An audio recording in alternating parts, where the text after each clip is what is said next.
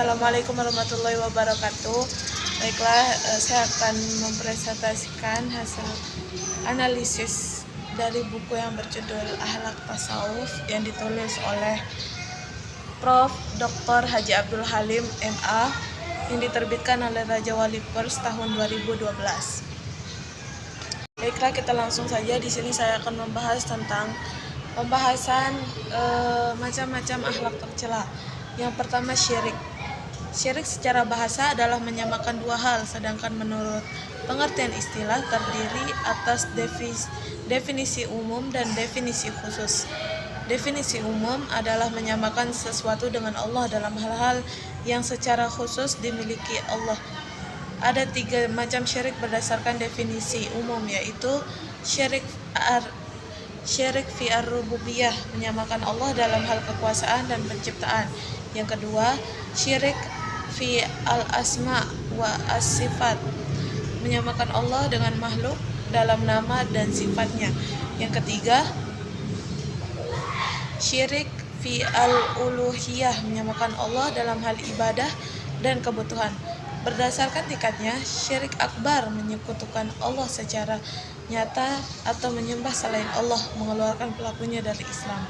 Syirik asghar, tindakan yang menjadi jalan menuju syirik besar seperti riya, bersumpah dengan selain nama Allah dan sebagainya. Makna spiritual, syirik mengotori hati dari tauhid. Orang yang berbuat syirik tidak hanya kehilangan iman, tetapi juga menodai hakikat ubudiyah kepada Allah Subhanahu wa Ta'ala. Yang kedua, yaitu kufur.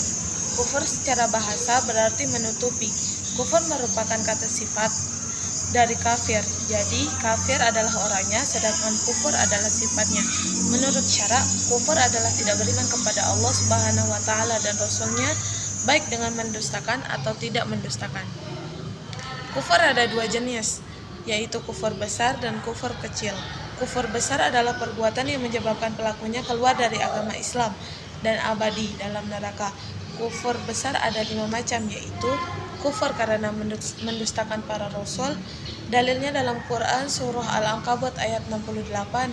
Yang kedua, kufur karena enggan dan sombong padahal tahu kebenaran risalah para rasul. Dalilnya ada di dalam Quran surah Al-Baqarah ayat 34. Yang ketiga, kufur karena ragu, yaitu ragu-ragu terhadap kebenaran para rasul. Dalilnya ada dalam Quran surah Al-Kahfi ayat 35 sampai 38. Yang keempat, kufur karena berpaling, yaitu berpaling secara menyeluruh dari agama dan apa yang dibawa para rasul. Dalilnya ada dalam Quran surah Al-Ahqaf ayat 3. Yang kelima, kufur karena nifak, yaitu nifak i'tiqad, menampakkan keimanan dan menyembunyikan kekufuran. Dalilnya di dalam Quran surah Al-Munafiqun ayat 3. Yang ketiga, yaitu nifak dan fasik. Secara bahasa, nifak berarti lubang tempat keluarnya yarbu, yaitu binatang sejenis tikus dari sarangnya. Jika ia dicari dari lubang yang satu, ia akan keluar dari lubang lain. Dikatakan pula, kata nifak berasal dari kata yang berarti lubang di bawah tanah atau tempat bersembunyi. Adapun nifak menurut syarak, artinya menampakkan Islam dan kebaikan tetapi menyembunyikan kekufuran dan kejahatan. Dengan kata lain, nifak adalah menampakkan sesuatu yang bertentangan dengan apa yang terkandung di dalam hati. Dinamakan demikian karena pelakunya masuk Islam melalui satu pintu, lalu keluar dari pintu yang lain. Atas dasar itu, Allah Subhanahu wa Ta'ala menegaskan bahwa orang-orang munafik itu orang-orang yang fasik. Quran surah At-Taubah ayat 67, yaitu yang keluar dari syarak. Nifak terbagi menjadi 2 jenis, yaitu nifak i'tiqadi dan nifak amali. Nifak i'tiqadi adalah nifak besar yang pelakunya menampakkan keislaman tetapi menyembunyikan kekufuran di dalam hatinya. Jenis nifak ini menyebabkan pelakunya keluar dari agama Islam dan abadi dalam neraka. Allah Subhanahu wa Ta'ala menyifati pelakunya dengan sifat-sifat buruk, kafir, tidak memiliki iman, mengolok-olok Islam dan pemeluknya, dan cenderung kepada musuh Allah Subhanahu wa Ta'ala.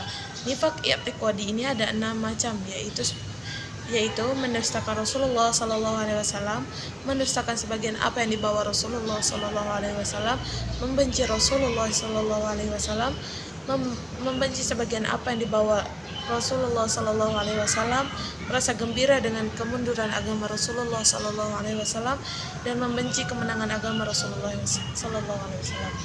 Nifak yang kedua, nifak amali, yaitu melakukan sesuatu yang merupakan perbuatan orang-orang munafik tetapi dalam hatinya masih terdapat iman.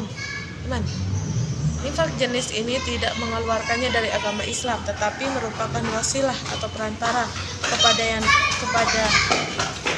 demikian. Pelakunya berada dalam keadaan iman nifak.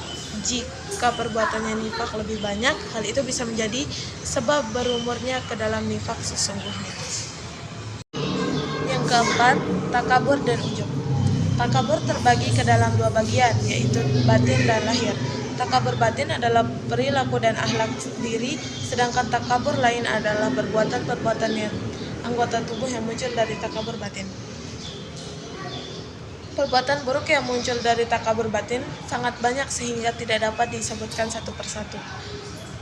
Dilihat dari subjeknya, takabur terbagi pada 3 bagian. Yang pertama, takabur kepada Allah Subhanahu wa taala. Inilah takabur paling berat dan keji.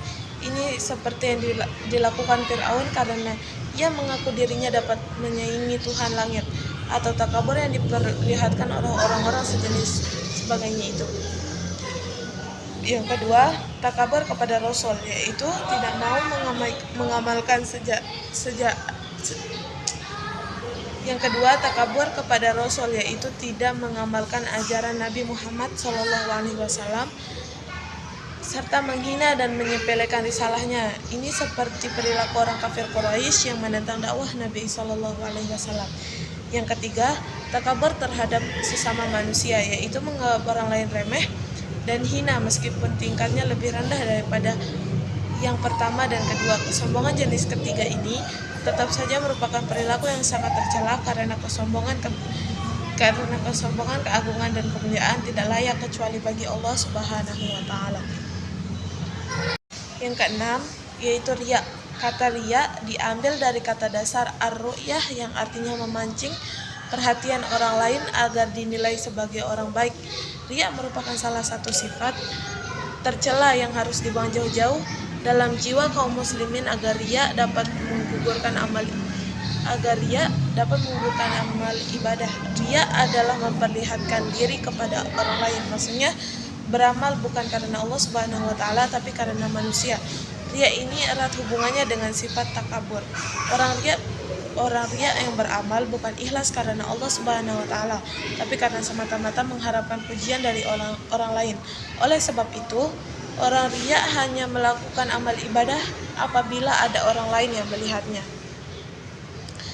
Sifat riya dapat muncul dalam beberapa bentuk kegiatan, diantaranya yang pertama riya dalam beribadat, yang kedua riya dalam berbagai kegiatan, yang ketiga riya dalam berdema atau bersedekah, yang keempat riya dalam berpakaian. Yang kelima, dengki. Di antara sifat buruk manusia yang merusak kehidupan adalah dengki. Dalam bahasa Arab, dengki disebut hasad, yaitu perasaan yang timbul dalam diri seseorang setelah memandang sesuatu yang tidak dimiliki olehnya, tetapi dimiliki oleh orang lain. Kemudian dia menyebarkan berita bahwa yang dimiliki oleh orang tersebut diperoleh dengan tidak sewajarnya. Yang ketujuh, yaitu ghibah atau mengumpat. Ibnu Hajar 773 Hijriah sampai 852 Hijriah menguturkan bahwa para ulama berbeda pendapat dalam mendefinisikan ghibah. Raghib al-Asfahani menjelaskan bahwa ghibah adalah membicarakan aib orang lain dan tidak ada keperluan dalam penyebutannya. Al-Ghazali menjelaskan bahwa ghibah adalah menuturkan sesuatu yang berkaitan dengan orang lain yang apabila penuturan itu sampai pada yang bersangkutan, ia tidak menyukainya. Tidak diragukan lagi bahwa ghibah berdasarkan kesepakatan ulama hukumnya haram.